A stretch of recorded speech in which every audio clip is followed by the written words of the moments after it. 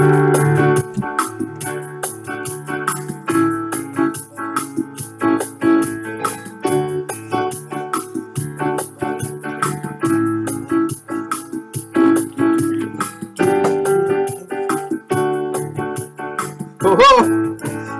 everybody.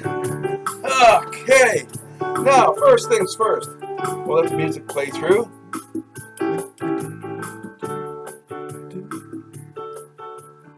Okay, now we'll just pause it. Here we go. All right. And we'll bring down the camera a little bit. Okay, that's a little better. All right. Welcome to another reading of ABAJAM Chronicles, Two Families Lost in Time, as well as my next book, ABAJAM Chronicles, Strange New World, Same Old World, which I hope to get finished proofreading and get sent to the publisher in the next couple of months. So this week, we're reading from chapter 16, Confessions from a Saint. But before we go into chapter 16, we have to read the last paragraph of chapter 15, so to remind us of where we left off. Anyways, the box itself was neatly tucked away in the garage on the top shelf of my workbench, behind the old kerosene heater and jugs of kerosene. As far as she knew, it was an uneventful trip. We had a good time, some good fellowship, saw a few old friends, and still made it home in time for the weekend, just as I had originally intended. Or planned, excuse me. Now we can begin chapter 16. And by the way, I hope all of you have had a wonderful week. Yeah, I'm beginning to regret having brought down my pool and emptied it out and put it away so soon, because we've had some really pleasant weather. But enough of my swimming pool. So get into reading. When I was young and foolish, I did drugs. Some of them had a hallucinogenic effect on me. Others made me hungry and mellow, and depending on the combination of some of their ingredients, would put me into a stupor-like trance. Certain rock icons are quick to boast how they can't remember that period of their lives, substantiating the adage of, if you can remember being at Woodstock, you probably weren't there. The modules had the exact opposite effect on me in regards to memory, hunger, and sleep.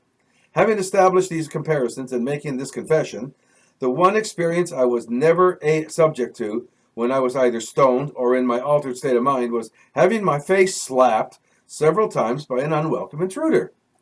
Sorry to have to slap you in the face so many times, Al, but you were really out of it, like you were in some kind of trance. It was Jackie Vanier of all the gall. She was in my cave, my sanctuary. How the hell did you get into my room? I fumed. And I don't think for 1 minute that you're as sorry as you say you are for slapping me in the face several times. Not that it really hurt, but I think once would probably have been enough. Bernie opened the door for me when you didn't respond to my knocking or calling your name. I could hear a high-speed printer rattling off, so I figured you were busy and ignoring me. And yes, you're quite right. Once might have been enough. Just don't tell me you didn't deserve it. There are a few others here who would strongly disagree with you. But I wanted to do that since you came into my house with those damn alien modules, she confessed with a sinister smirk on her face. I was now rethinking Bernie's key privilege, and wondering if it was all that secure with letting her have my gun safe combination. Well, I hope you enjoyed assaulting me and getting whatever animosity you have for me out of your system. Now you can leave. As you said, I was typing and ignoring you. In truth, I didn't even know she had come into the room, much less the other day with the boys. I actually came to see you to get something off my chest. A confession, if you will. Having Tanya here and finding out about the police, those Secret Service people and Army coming to raid your home, and who the officer in charge was, well, you're not the only one who's guilty of poor judgment. I appreciate your ringing lack of endorsement, Jackie, and as a good Protestant, I'll forgive you. And with a big Cheshire cat grin, I added, if you go away right now. You don't understand. There's more to all that's happened than you realize. Stevie told me about your project and how it might answer some of the questions as to how and why we got here. I want to help. Have the boys and Tanya returned yet? I inquired. I was trying to maintain some semblance of order and continuity in my chronicles, and I wasn't planning on recruiting Jackie's input for some time to come. No, it's still early afternoon yet, And I'm not too happy with their decision to do what they're doing either. But at least Tanya's with them. She seems capable enough. Thanks for giving them the guns as well. That'll keep them safe. You know, I generally don't approve of guns, but under these circumstances, Bernie enlightened me about your letter to the boys and you leaving them binoculars so that they don't have to get in too close. Did Steve explain to you all my unusual abilities and processes for retrieving and recording our past personal histories? Just vaguely. He mentioned something about the modules having enhanced your ability to recall events in exceptionally vivid detail. It goes well beyond that, I exclaimed. It seems I'm able to draw others into my, for lack of a better word, transcendental state of reanimation, at least so far with the boys. It's not like some mystical Eastern religion out-of-body experience or a possession, if you're worried about that. I seem to be able to recreate the actual events the boys and I experienced in the past in our minds. What it also means, at least for me, is that I'm even capable of reading their innermost thoughts. That's as best as I can describe it in layman terms, considering I'm a recent initiate to this phenomenon. So, you still want to play? I could see in Jackie's wide green eyes a hint of hesitation at this unexpected revelation. Obviously, when she had said vaguely, she had overstated his explanation. After a long, thoughtful pause, she consented to participating in my project. To put her mind at ease, I indicated there was no reason to believe she would experience the same effect as the boys did. They had had far more exposure to the modules and that slimy substance than she had had back then. Also, if the whole trance thing did occur, now that my door had been inconveniently unlocked, any disturbance would bring us back to our senses. I don't think this should take too long, she informed me. I have to return to Frank in a while to check on his condition anyway.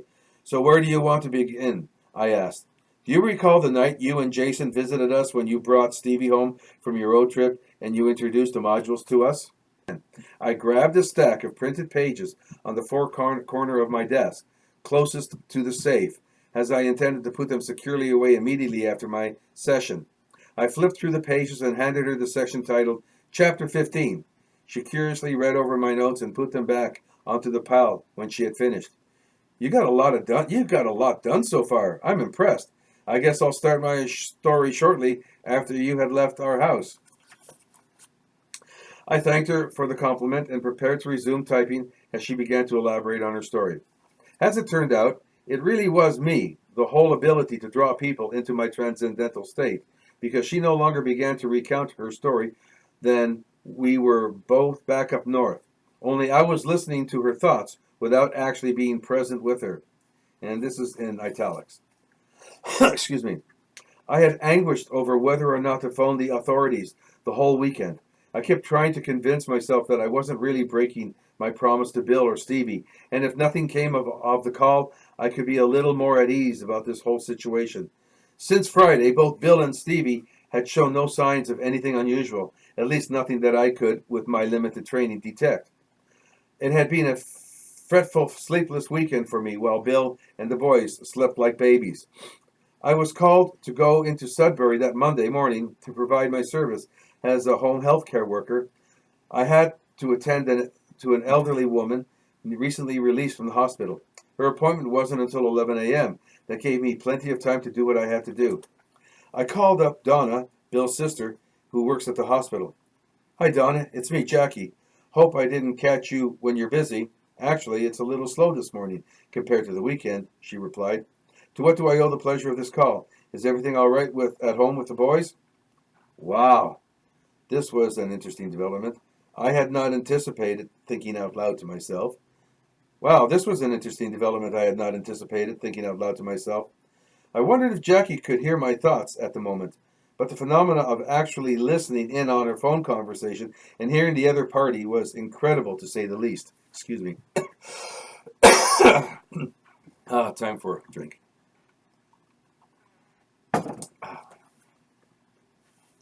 Having this added capability is way beyond any expectations I had imagined. I began to contemplate the possibility the aliens I encountered might have communicated. I began to contemplate the possibility the aliens I encountered might have communicated with each other through telepathy. Thought is faster than speech. Anticipating crew members' tasks be it one or a dozen, when piloting a spacecraft, might just ensure multiple instantaneous reactions at the controls. I set that thought aside for further consideration later on and resumed listening in on Jackie. That's the reason I'm calling. I then told Donna my concern over some mysterious symptoms Stevie was exhibiting that past weekend. I hate to ask, especially if Peter is busy, but I was wondering if it were possible for him to give Stevie a thorough examination. I really deplored myself for having to lie to her like that. My personal convictions about lying, regardless of the reason, have always persuaded me that it was a sin to God as well as a betrayal of trust to a friend. I also realized in the back of my mind this would not be the last time I would find myself lying to a friend. Because of my background in basic home health care over the years, as well as my 3 years part-time studying to become a nurse, all these things enabled me to concoct symptoms of a vague nature and mysterious disorder to her. I would take Stevie to our family doctor, but he's in Chelmsford and I have to work in town today. Since we've just recently moved to Albany, we really haven't had time to establish ourselves or feel comfortable with any other doctor yet. I sure hope it's not too much trouble. You don't have to apologize for calling. I'll be glad to check, but I'll have to put you on hold while I call Peter in the other ward. I'll be right back. Donna had put me on hold while she talked to her husband. I remember looking through the windows at Stevie, waiting so patiently for me in the car. I was hoping he would understand the second phone call I was planning to make. I had to wait. I had to wait to make that call. I figured that the people I was going to call shouldn't be able to trace my call from a payphone in Sudbury. I kept saying that to myself over and over to convince myself. Hello? Are you still there, Jackie? The phone came back to life with Donna's voice. Sorry for taking so long. Peter's not too busy this morning. He says bring his favorite nephew in. Just don't ever tell that to Sean. He'll be glad to get Stevie the complete 31-point checkup and top up all fluids.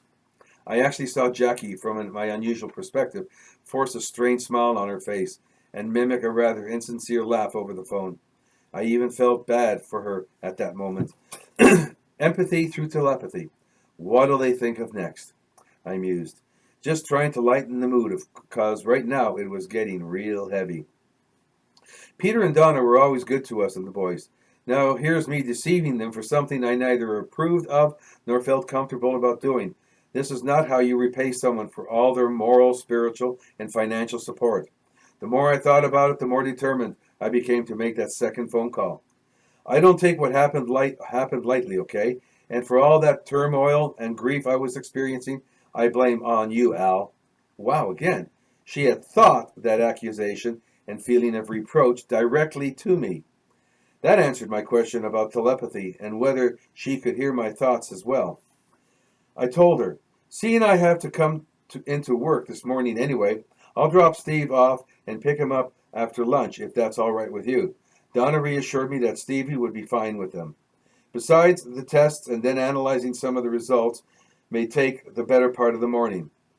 If you're that concerned, I think we may get most of the results completed by lunch. How does that sound? Donna inquired. Bill and I really appreciate everything you both have done for us. We'll see you shortly. I hung up the phone and walked out the side door of our house. When I looked over at the garage, I couldn't see Bill or Richard. He's another unlicensed mechanic working with Bill. But I could hear them. I decided to leave without saying goodbye. It took almost an hour to get to the hospital and sign Stevie in. On the drive into Sudbury, I coached Stevie about discussing symptoms and pretending to have certain aches and pains. Imagine, Al, having to teach your kids to lie. Yeah, that it would be grievous to most parents. I could actually feel the bitterness and her resentment directed at me. It made me feel all the more guilty and uncomfortable. Perhaps having this ability wasn't all that positive. Good, was her rather scornful response to my having second thoughts. Anyway, Donna was there at the entrance to meet the two of us. As I had anticipated, we went over the description of those phony, vague, and mysterious symptoms one more time. I have never felt so uncomfortable and nervous in my whole life as during those few minutes. Fortunately for me, Donna misread my anxiety as just a mother's concern for her sick child. I hastily said goodbye to Stevie and promptly exited the hospital. When I got back to the car, I burst into tears. I had just abandoned my son. I have never felt so ashamed of myself in my whole life. Once my tears were spent, I began to reflect on the recent events that brought me to my crisis of conscience. Not only had I lied and sinned, I lied to a best friend. Now I was going to break my promise to my husband, my son, as well as your son Jason. I was going to become a Judas and betray you, Al, and everyone's trust in me, all in the same day. Thanks to you, I learned how to loathe myself. I attempted to pray to God to forgive me, both then and later, but you know as well as me, God doesn't pre-forgive you for a future sin. If that were the case, then everyone who commits suicide would have a free get-out-of-jail card at their judgment. I did pray that he might strengthen my resolve to carry out my plans. Once I pulled away from my parking spot, I began to laugh almost hysterically. I laughed and then sobbed at the whole absurdity of the day. How everything that was happening mocked my Christian faith and the fundamental principles I'd always cherished. That's when doubts about making the second phone call began to flood my mind. You think about bantering back and forth, Al, is unusual, maybe even unnatural? Well, let me tell you, as I drove on, I was engaged in one heck of a heated debate with myself. That part of me that wanted to abandon that special phone call I had mentioned was winning. But then a payphone loomed on the corner at the next intersection. I wheeled my car hard into that Shell station parking lot, right adjacent to the phone booth. I fished for a quarter in my purse and made my call. You want to know who I called, Al? That's right. The very same person who brought Stevie and me in for interrogation. Well, indirectly. He ended up with a copy of the recording of my phone call and played it back for me when I was in his custody. Remember that day? I'll never forget it. To be fair, I do thank you, seriously, for getting me and Stevie out of that bad situation. And finally, because of my call, Sean now works for him and is the reason Tanya is here with us today. Without having to say a word, we continued our dialogue through our thoughts. I kind of figured as much when I got that frantic call from Bill about you and Steve getting detained by those INSET people, along with that colonel, and how Sean was instrumental in the whole escapade. Getting you and Steve out of that situation was the least I could do. Besides, if it hadn't been for Bill's cool head and quick thinking and warning me, I wouldn't have had time or opportunity to conceal my module. I might have ended up in the same holding cell as you and Stevie. Ha ha. I wish I could laugh and say it all turned out for the best, Al. Yet here we all are. We're in a strange place and time. Your future son-in-law is in a coma, and our sons are off scouting out a nearby Indian village. Jackie, there are three kinds of people in this world. There are those who cry a lot, those who laugh to keep from crying, and those who neither cry nor laugh because they don't give a damn. I try to laugh a lot. Crying never got me anywhere, and I do give a damn. So what now? Do you know how to get me back so I can check up on Frank? And where do you go from here? Don't know. That's why I'm going through the whole recording, everything in chronological order. Maybe it'll provide some clues or answers. Remember that letter you wrote to Bernie and me about 9 years ago? I think that will be my next segue. And that, ladies and gentlemen, and my friends, is the end of chapter 16. Next week we have chapter 17, a letter from the Vaniers. Anyways, that's the end of this reading, and we'll see you next week. I hope you have a great weekend, and stay warm.